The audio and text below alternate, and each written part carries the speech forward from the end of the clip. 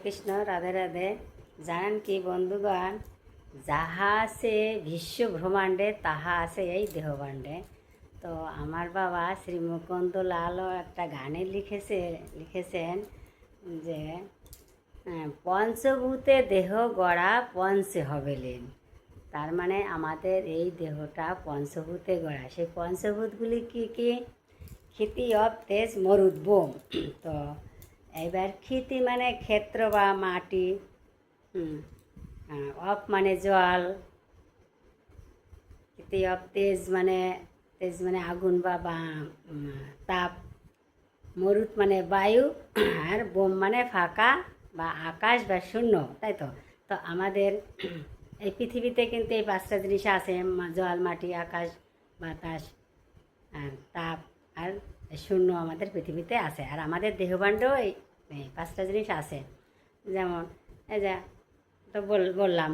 আর ফাঁকা কোথায় থাকে? আমাদের নাকের ছিদ্র, গালের মধ্যে ছিদ্র, পেটের মধ্যে যে ছিদ্র, যে ফাঁকা, সেটা ফাঁকা থাকে। আমাদের শরীরে তো তাপ আছে ইত্যাদি। তো বলা হয়েছে পঞ্চভূতে দেহ গড়া পঞ্চে হবে লীন। এখন এই পঞ্চে কিভাবে লীন হবে সে কথাই বলছি। যে যখন আমাদের মৃত্যু হয় তখন প্রাণবায়ু আমাদের নিঃশ্বাসের সঙ্গে, শেষ নিঃশ্বাসের সঙ্গে বেরিয়ে যায়।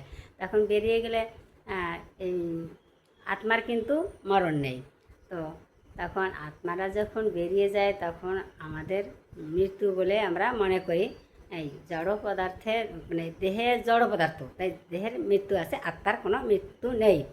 তো এই আত্মা কী করে? যেমন মানুষ যেমন পুরাতন বস্ত্র ত্যাগ করে নতুন বস্ত্র পরিধান করে, তেমনি আত্মাও পুরাতন দেহ ত্যাগ করে নূতন দেহে প্রবেশ করে নতুন শিশুর জন্ম দেয়। তো এই আমরা যখন আমাদের যখন মৃত্যু হয় তখন এই মৃত্যু দেহ তখন যখন আত্মাটা বেরিয়ে যায় তখন কিছুক্ষণ পরে আমাদের এই দেহ থেকে তাপও কিন্তু বেরিয়ে গিয়ে এই পৃথিবীতে লীন হয়ে যায়, মিশে যায়। তারপর যখন দাহন করা হয় তখন দাহন করলে এই দেহটা পুড়ে ছাই হয়ে মাটির সঙ্গে মিশে গেল।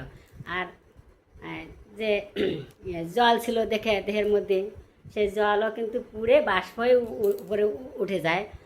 আর ফাঁকা তো ফাঁকার সাথে মানে শূন্যর সাথে লীন হয়ে যায়।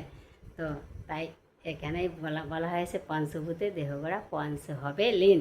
বন্ধুগণ, যদি এই কথাগুলো সঠিক হয়ে থাকে তাহলে কমেন্টে লিখবেন জয় শ্রীকৃষ্ণ রাধে রাধে। হ্যাঁ, যদি ভিডিওটা ভালো লাগে লাইক শেয়ার কমেন্ট করে পাশে থাকবেন।